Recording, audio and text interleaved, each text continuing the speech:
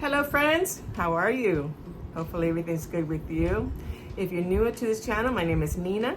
And if you're not new at this channel, then thank you for coming back. I really appreciate every one of you. I'm very happy that you're here. Today we have, I'm not used to doing these kind of videos. At the very beginning I used to. It was like a certain genus and I got all of them under that, and then I started talking about all the care tips and things that might help for each one of those. But I haven't done those lately. I've done more tours trying to get up this channel, and yeah. So today we're gonna go over my silvery plants. I don't have many, but I have some, and yeah, they're so cute. If I can get some more, I'll get some more. But yeah, they're really nice. So if you like this video, remember, thumbs up, like, and yeah, I invite you to subscribe. I'm trying to get this channel up and running, and activate the bell so you can receive more notifications when I upload another video. But yeah, I do have a Spanish-speaking channel. It's called Nina Suculentas y Más.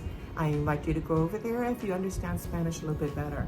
The videos are kind of the same, but they might differ a little bit. Not much though. It is a little warm here in Puerto Rico. It's been raining on and off, and the humidity is really high. But let's get going then. So let's get going with the video.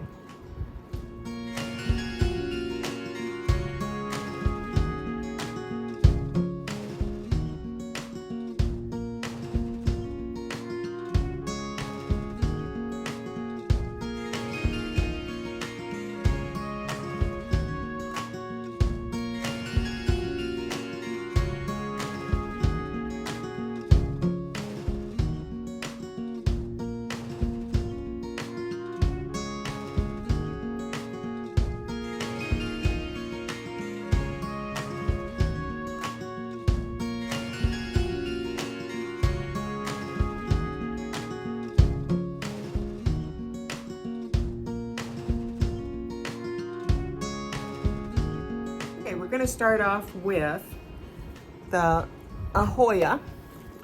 This is the Hoya Croniana Eskimo. Let me get this little mushroom up there. Yeah, which is also known as the heartleaf lacanosa, or the Croniana silver, or the super silver. They have so many names, but basically they are just silver, fully silver, right? I bought this in Lixian Orchids in Rio Grande, Puerto Rico. She's got so many orchids and good prices too. So I was happy to acquire this one. No, wait a minute. I got this one on Etsy, I believe. Oh Lord. Yeah, I got this one in Etsy. And yeah, let me tell you a little bit more about this plant. There is a battle going on as to Lacanosa and Cronianas, and they look alike. But I can basically tell you from what I understand, this leaf right here is a elongated, not a heart-shaped, it's not a heart-shaped leaf. So I believe it's a Lacanosa. The wider heart-shaped ones are the Cronianas. The flowers are very similar, if not the same. This one shoots out some very fragrant white cream color flowers. This one has not flowered for me yet, but all the Lacanosas and the Cronianas that I have flowered. And it's very fragrant. I really love the smell. And I'm just waiting for this one to flower also. It's a good choice for houseplants. If you are new to the Hoya community and the Hoya bug has not bitten you yet, and will, no, I'm just kidding. This is a very easy one to start off with. The Cronianas and the Lacanosas are common, but they are easy. For me, they are easy. I'm talking by experience. I have had no problem with none of my lacunosas or cronianas. And they are, I put a photo of my blooms, which are basically the same as this one. So yeah, I have it in pond, semi-hydro. And there you can see the water gauge, the indicator, which is really, really good. I put some mushrooms just to put a little bit nice and pretty until the flowers come out. I like color. I don't like monotonous, you know, it's like neutral. But if I could have these in color, I think I would, depending on the color of the flower. I like the indicators to show, I like the pots to show the color of the flower. But right now it's just white. In fact, that's why I add little pops of color here and there with eclipse. Let me tell you a little bit more of this plant. It grows from late spring to fall. That is the growing period for these plants. They like a warm, humid environment. Right now it's in my Millsbow tall, and it's receiving approximately 80 to 90% humidity there. It is warm, and they like it. They like it. But I would suggest that it does not get into a cold environment. 55 degrees Fahrenheit is too cold, but if you can get it warmer than that, it'll keep growing. Otherwise, it will be stunted. But yeah, they do like warm. I did have this in aeroid mix, but I do like the pond so far, semi-hydro, and it's growing very nicely. I can see new growth. You see right there, right there, and right there. So yeah, I see it growing. Okay. And it's very hardy and very adaptable. That's what's good about these plants. Okay, so there you go for the first one, a Hoya.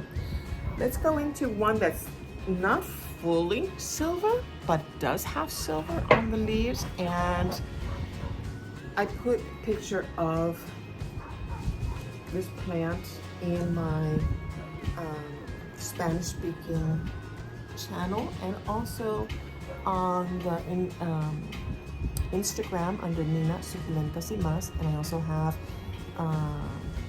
Facebook group Nina Suculentas y Más, where I put a picture of this leaf right here, which is just shimmering. I don't know if you can catch the shimmering on it, the silver shimmer. It's just beautiful. This one right here is a Scindapsus exotica. It varies from the Girius in that this leaf is thicker and bigger, but it has a little bit more shimmer into it, more silver. This one I have receiving high illumination, but it could be from medium to high. This one's a very forgiving plant in reference to the lighting. And when it cups up like a taco, it's telling you that it needs water. So that's a good indicator that it needs a little bit more water. It likes to vine. I think this is the only one that's vining right now, but it hasn't grown very, very long. You know, like it looks like it likes where it is. Right now, it's receiving the illumination from the northeast. And yeah, no direct sun, otherwise the leaves will burn. Let me tell you a little bit more about this plant. It is a evergreen climbing plant. It's a popular house plant. It has different varieties, various species, but yeah, these are really nice. I did look up in Google how to pronounce the name of this plant, because I was just curious. Is it Scindapsus or Scindapsus? And it told me Scindapsus. So That's why I'm calling it Scindapsus, but it's spelled Scindapsus. Oh, it's crazy. Let me tell you, the green leaves that is splashed with shimmering silver variegation. And it's also called satin botos. Satin botos. So if you hear satin botos, you know it because it feels like satin. It feels very nice, very, very soft. So it's very, very pretty. And there you go. This one is the Hoya Nicholsoniae New Guinea Ghost. Okay. If you've known me, you know that this has grown and grown fast. I got this in Lixiang orchids, and I don't recall having it this big. I put it in the Millsbow tall with artificial light, and it's in pond, and it likes it. The nice thing about this plant is that when stressed, it turns into a lavender to pink color. I will put there a picture of what I saw, some that was stressed in Instagram, which is beautiful, beautiful, beautiful. It's a delicate Hoya and does like bright light. Doesn't like direct light, but it does like bright light. The foliage takes the color of this beautiful stress. It's a fast grower, and it likes a warm and humid environment. Let me see if you can see the color a little bit close up of the leaf.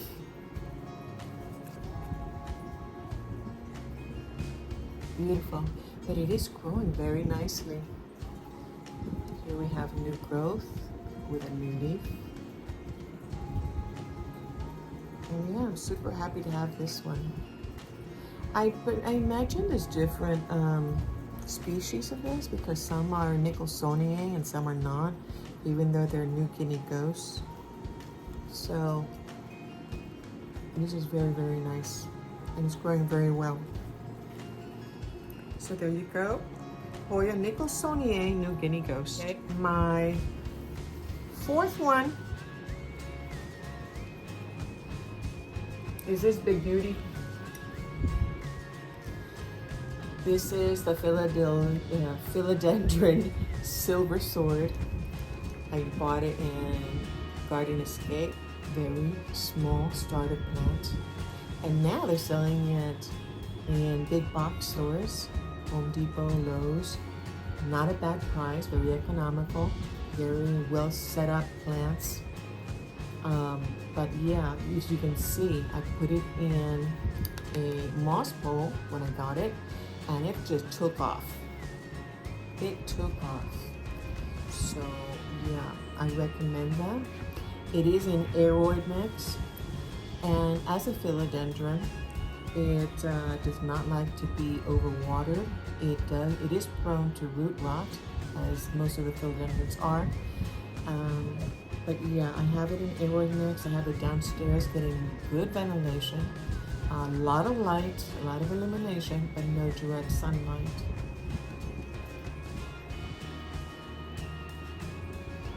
It's also known as the Philodendron hestitatum or Philodendron domesticum. I've heard it in many ways.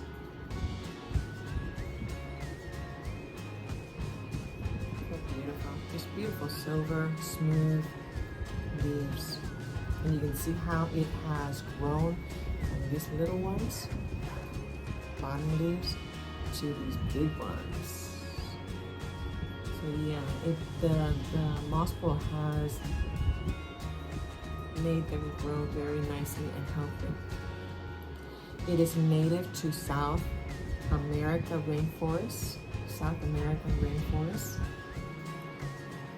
It does like, I did have it in the cabinet, but the cabinet was too warm. It does like approximately 50% humidity. is one of my favorites. It's heavy too. Very, very pretty. I really am happy with the color of that one.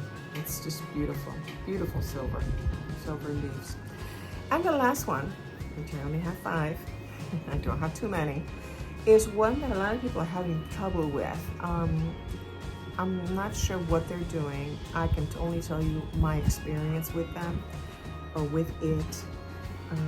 It is the Amydrium medium silver. Now this one can get a little particular, I think. This one will let you know when it's thirsty. It just droops. I do have it in aeroid mix, and I do have it in a moss pole. I brought it up here to inside the house. So it's right beside the door, getting a lot of illumination, no direct sunlight. When I got this in Byron Pike here in Puerto Rico, it was very droopy, it was very thirsty. I was like, oh, should I get it? Should I not get it? You know, I didn't know about the care, and it's new for me. But, you know, I said, you know what? I'm just going to go ahead and try to take care of it. And that's what I did. So I brought it here, and yeah, it's doing good so far. Let me tell you a little bit more about this Amydrium. It's a vining aeroid native to Southern Asia. That's where it's from. So you know that it does like a little bit. It likes humidity, it likes warmth. It's a striking silvery leaves with splits or fenestrations, as we can see, and the fenestrations go all the way to the middle of the leaf. They go all the way to the middle. Let me show you this one. It likes high to medium light and humidity from 65 to 70%. So even if I put it in my cabinet, it might be too warm or too humid for this plant. So I have it outside of the cabinet, and it is receiving humidity, but not as high as the cabinet. But yeah, this is my beauty, beauty.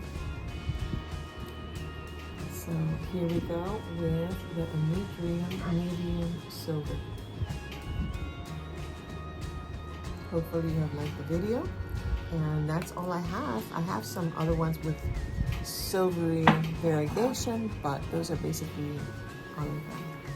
Hopefully you liked the video. I did it with much love for each one of you, and I'm glad, because that way we can learn more about how we can put these plants beautiful and healthy looking, right? So yeah, I'm glad that you're still here. If you're still here, remember, just put a pot with plants. I think it's a little pot. I'll show you the pots.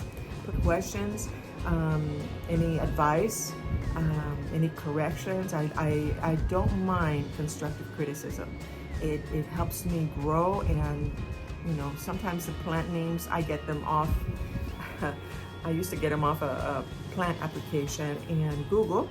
So if they are incorrect, let me know. But yeah, I really appreciate your comments. We have a plant family that is just awesome, and I really thank you for that.